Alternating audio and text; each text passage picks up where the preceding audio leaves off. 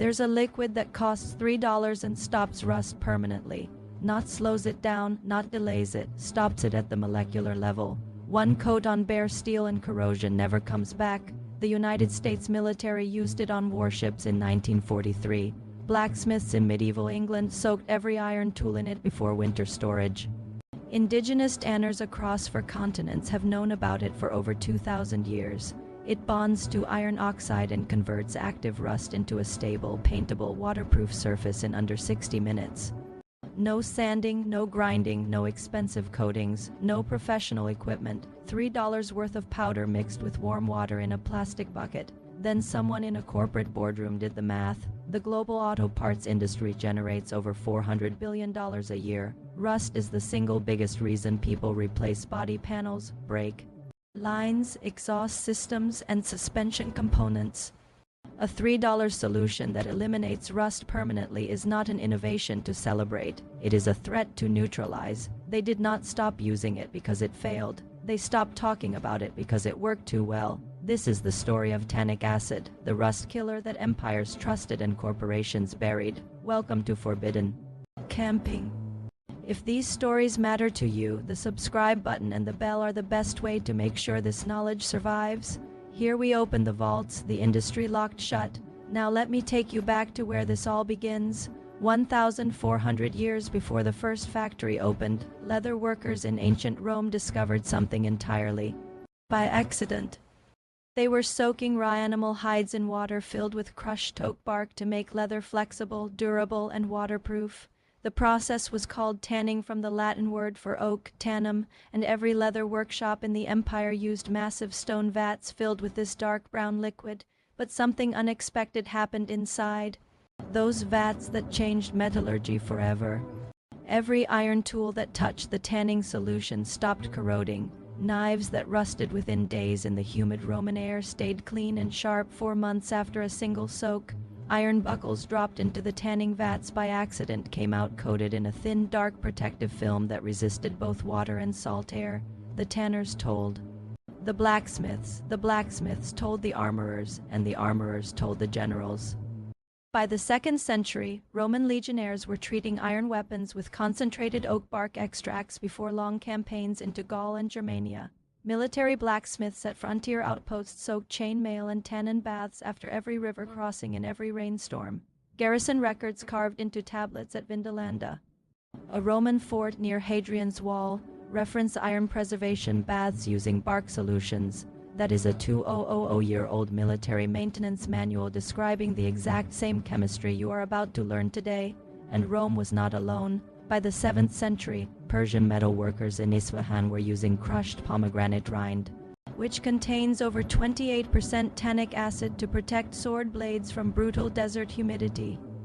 Japanese swordsmiths developed their own version using fermented pimin juice rich in condensed tannins to coat the soft iron core of katana blades before the final clay tempering process. In West Africa, Yoruba iron workers extracted tannins from sha bark and acacia pods and applied them to hoe blades and machetes that survived 6 months of unrelenting tropical monsoon. In South America, Mupaki metal workers used quebracho tree extract, one of the most tannin-dense woods on Earth, to preserve iron tools traded from Spanish colonists. Every civilization with iron and forests arrived at the same conclusion independently. That is not folklore, that is convergent chemistry discovered by observation across thousands of years and dozens of cultures. Fast forward to 1813, in a cramped laboratory in Paris, a French chemist named Micheline Chevreul isolated tannic acid as a pure compound for the first time in recorded history. He documented its reaction with iron oxide and published his findings in the Annales de Chimie, one of the most respected scientific journals in Europe. For the first time, laboratory science could explain what blacksmiths and tanners had known since antiquity. Tannic acid reacts with iron 3 oxide, the orange flaky compound we call rust, and converts it into iron 3 tan. Iron tan is a dark blue-black compound that is completely insoluble in water. It does not flake, does not spread, does not weaken the underlying metal, and bonds permanently to the steel surface at the molecular level. Chevreul described it as a chemical conversion rather than a surface coating. And that distinction matters enormously. A coating sits on top of rust and eventually peels away, exposing the problem again. A conversion transforms the rust itself into the protective barrier. The disease becomes the cure. You apply the solution, the rust converts, and the surface seals itself from the inside out by 1850. The British Royal Navy began formal testing of tannic acid solutions on iron warship hulls docked at Portsmouth Harbour. Results were documented in Admiralty maintenance logs preserved at the National Archives in Q. Ships treated with tannin solutions showed 60% less hull corrosion over a 5-year period than identical ships treated with standard lead-based paints, 60% less corrosion with a solution that cost pennies per gallon. The Admiralty expanded testing to anchor chains, rudder assemblies, and below waterline fittings across the entire Channel fleet. But here is where the story takes a very dark turn. Before I go further, everything I have revealed barely scratches the surface of what has been hidden from you. I spent months gathering the survival techniques, the DIY methods, and the suppressed knowledge that industries have buried for decades. All of it is inside the complete forbidden camping vault, the solar water heater. The energy companies do not want you to build for $20 in scrap parts. The earth battery that generates free electricity from 2 metals and wet soil. The bioned water filter that purifies contaminated water for less than $15. The atmospheric water generator that pulls clean water from thin air using salt and sunlight. The earth tube cooling system that drops any shelter temperature by 40 without electricity. The tromba wall passive heating method that slashes heating costs by 70% with black paint and glass. The rainwater harvesting system that captures hundreds of gallons for free. The Meyer bag food preservation technique that keeps emergency supplies edible for 25 years.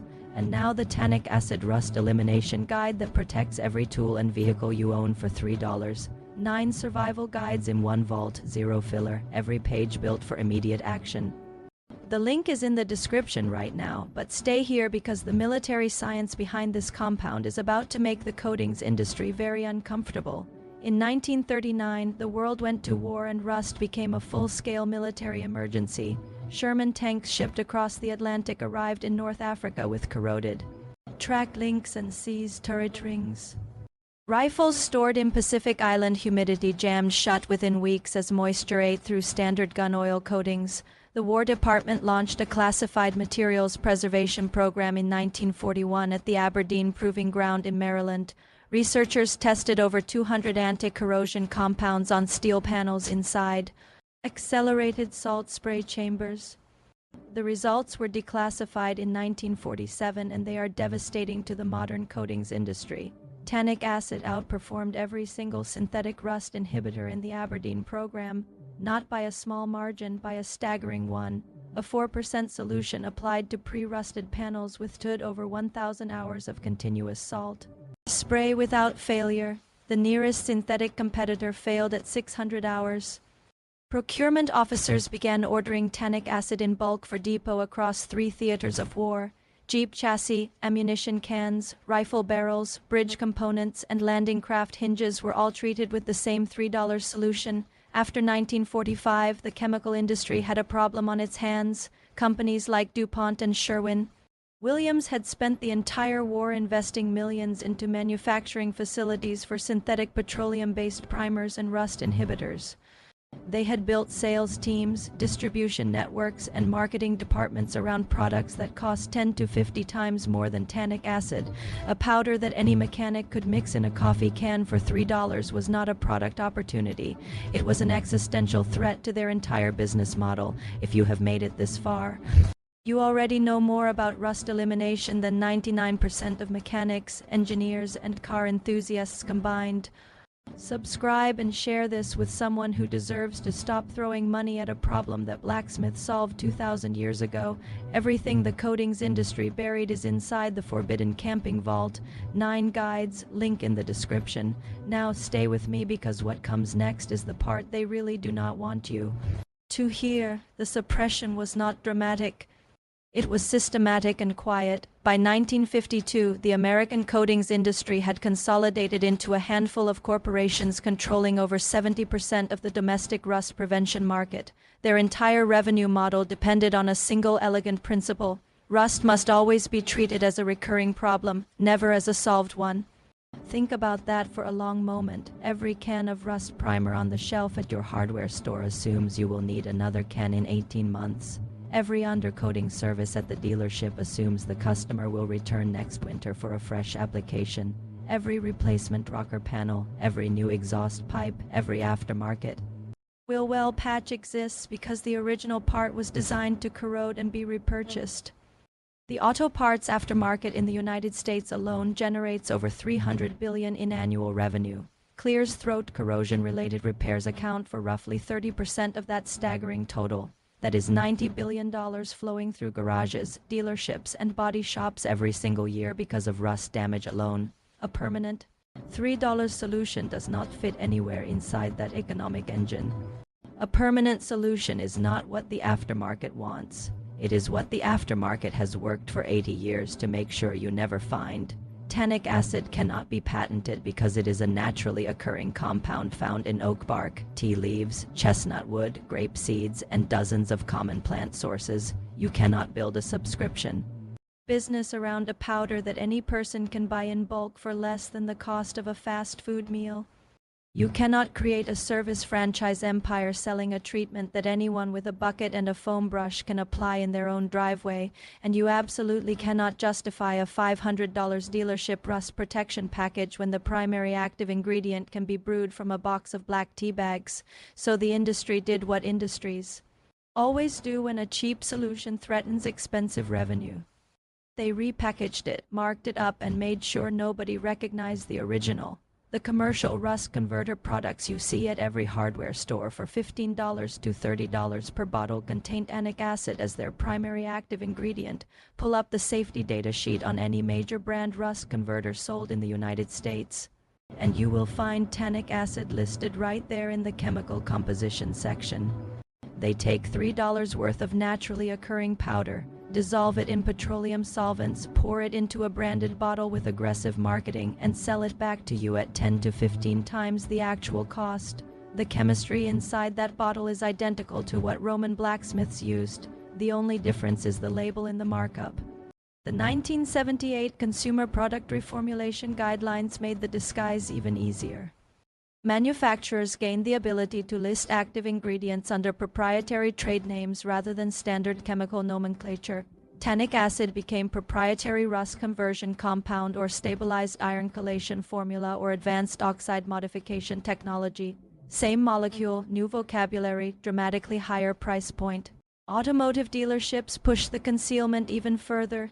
Dealer-applied rust protection packages costing anywhere from $500 to $2,000.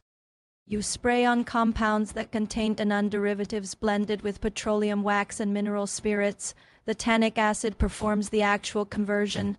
The wax gives it that premium factory-applied appearance, and the price tag convinces you that you are receiving space-age technology.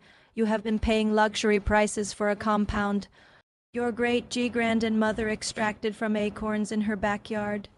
And nobody in the outdoor community has been hit harder by this suppression than campers and overlanders. Think about every piece of metal gear you own, every axe head that develops orange spots after one rainy weekend in the field, every carbon steel fixed blade knife that shows pitting after a single night of campfire humidity, every cast iron skillet that comes home from a camping trip with rust patches despite your best seasoning efforts. Every steel tent stake that you throw away after 2 seasons because the rust makes them too rough to drive into packed ground. Every vehicle frame on every overlanding truck and SUV that is slowly being eaten alive by road salt and trail splash. Rust destroys more outdoor gear than physical impact, trail abrasion, and ultraviolet exposure combined.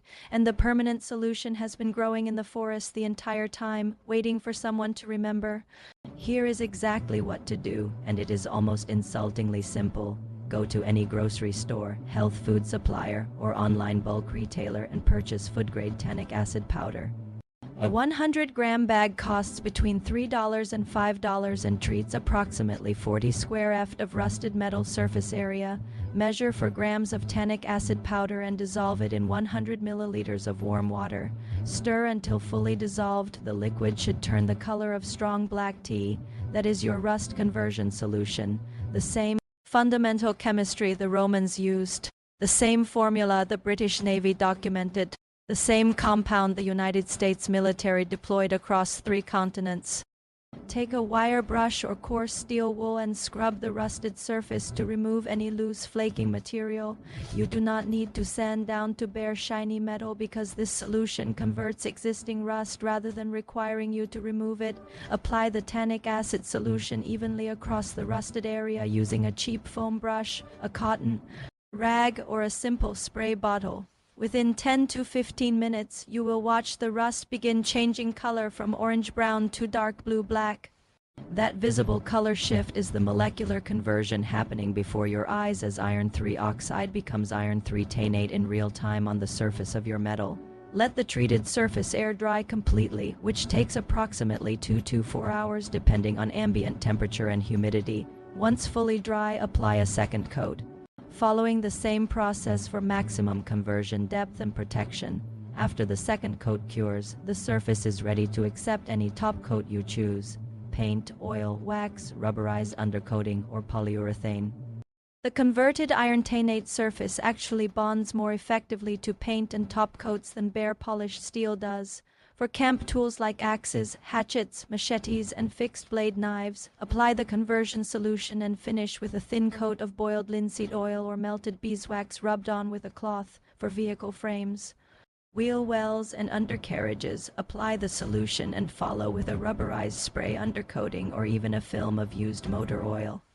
For cast iron cookware, apply a light coat of the solution to rust spots. Let it convert and dry. Then re-season the piece in a 350 Re oven is normal. 100 grams of tannic acid powder is enough to treat an entire full-size truck frame, a complete set of camp tools, and a full season of cast iron cookware maintenance. Total investment $3 and roughly 45 minutes of your afternoon. Compare that to a professional automotive rust treatment service charging $300 to $800 for what is fundamentally the same molecular reaction performed with a fancier spray gun. A mechanic working on trucks in rural Montana began documenting his tannic acid treatments on a 1997 pickup frame in 2019. After 3 consecutive winters of heavy road salt exposure, the treated sections showed absolutely 0 rust recurrence, 0 new corrosion. After 3 Montana winters, untreated control sections on the same truck frame developed visible new surface rust within 8 months. The chemistry does not wear off because it is not a coating sitting on the surface waiting to be breached. The rust itself has been molecularly transformed into the protective armor. Every civilization that worked iron understood this fundamental truth. Roman legionnaires knew it, standing over oak bark, tanning pits on the frontier of empire. Persian swordsmiths knew it, soaking blades in pomegranate water beneath desert stars. Japanese craftsmen knew it, brushing Piman lacquer onto folded steel in candlelit workshops.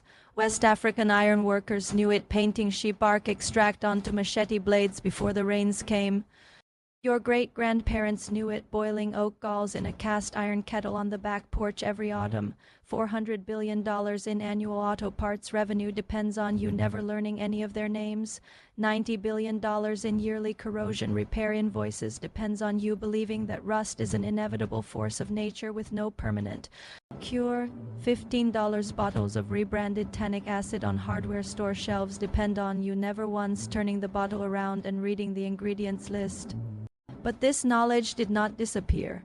It was priced out of your awareness, buried under marketing budgets and hidden behind proprietary trade names. Chemistry does not care about brand strategy. Iron tannate does not expire and oak trees have never charged a licensing fee.